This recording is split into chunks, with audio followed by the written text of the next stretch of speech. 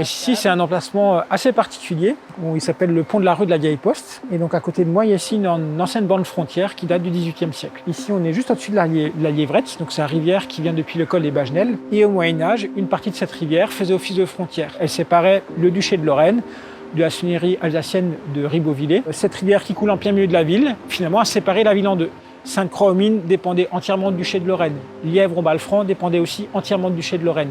Il n'y a qu'à Sainte-Marie où cette frontière coulait en plein milieu du village. Elle a conditionné énormément de choses au niveau urbanisme et même au niveau linguistique et religieux. Quand on veut comprendre l'histoire de cette ville, il faut toujours avoir en tête cette position carrefour ou cette position frontière en fait, qui a conditionné durablement son urbanisme et aussi ses activités. À Sainte-Marie-aux-Mines, on aura plusieurs maisons à tourelles. Ces maisons à tourelles en fait abritaient les lieux de résidence des personnages importants de l'administration minière et seigneuriale. Et ces maisons à tourelles ici sont plutôt une architecture plutôt allemande. On avait une même administration semblable côté lorrain, mais par contre, une architecturale, ces maisons à tourelles n'ont jamais réussi à franchir la frontière. Donc on n'en voit aucune du côté lorrain, on n'en voit que du côté alsacien.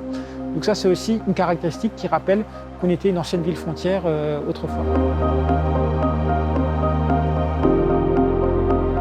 En 1790, finalement, on décide de fusionner les deux villes ensemble et elles vont s'appeler Sainte-Marie-aux-Mines parce que des mines d'argent, il y a des deux côtés. Et donc, à partir du moment où elles se sont réunies, on a décidé de construire davantage de ponts entre les deux côtés anciennement séparés. Alors, la Liévrette, effectivement, c'est un ruisseau aujourd'hui qui a l'air plutôt calme, mais par le passé, il est sorti de son lit à plusieurs reprises.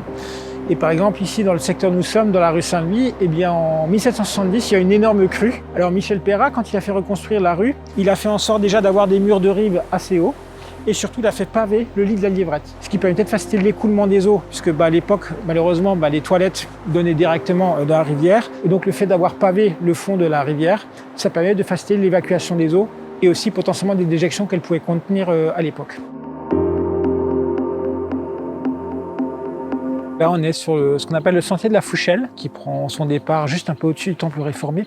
C'est un endroit que j'aime beaucoup parce qu'en fait, en arrière-plan, on voit les deux clochers qui s'opposent. Au premier plan, le clocher du temple réformé, et à l'arrière-plan, on a le clocher de l'église de la Madeleine. Ça permet d'aborder un petit peu l'histoire religieuse de Sainte-Marie-aux-Mines, puisqu'au départ, toute la vallée est catholique, jusqu'au début du XVIIe siècle. Aussi bien le côté lorrain que le côté alsacien, population catholique et majoritairement, on va dire, francophone. Sauf que au XVIe siècle, on a exploité les mines d'argent. On a fait venir 3000 mineurs allemands pour travailler dans les mines, puisqu'ils avaient un savoir-faire technique qu'ils avaient développé en Saxe et dont on avait besoin ici. Et quand on a 3000 Allemands qui s'installent plutôt sur le côté alsacien, là, tout d'un coup, la vallée se germanise partiellement.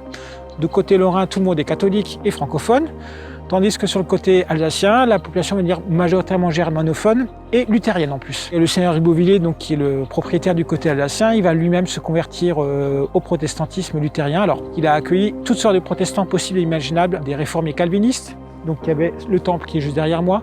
On aura également des réformés allemands, donc qui viennent de Suisse, donc canton de Berne et de Zurich, des anabaptistes qui prônent le baptême à l'âge adulte et par la naissance. Et les anabaptistes locaux vont même se scinder en deux groupes, les Amish et les Ménonites, on va dire modérés. Et le groupe des Amish qu'on connaît aux États-Unis, eh bien en fait, il a été créé ici à Sainte-Marie-aux-Mines à l'origine, en 1693.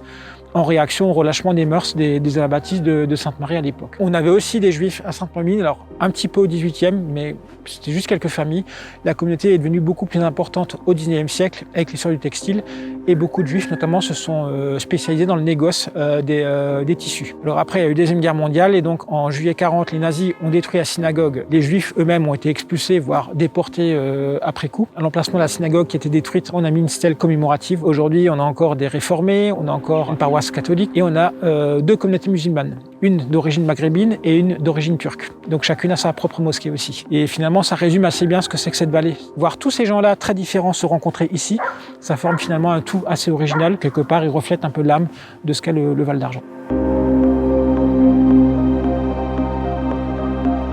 Alors les Amish n'ont pas inventé de patchwork, c'est un art qu'ils ont découvert aux États-Unis puisqu'ils sont restés à Sainte-Marie qu'une vingtaine d'années. Ils ont été expulsés en 1712. Mais ce qui s'est passé, en 1993, il y a une association qui s'appelle La Femme qui a décidé de célébrer le 300e anniversaire de la création du groupe des Amish à Sainte-Marie. Donc ils ont fait venir des historiens et autres. Et donc on a tout d'un coup des Amish venus des États-Unis qui sont venus ici à Sainte-Marie célébrer l'événement.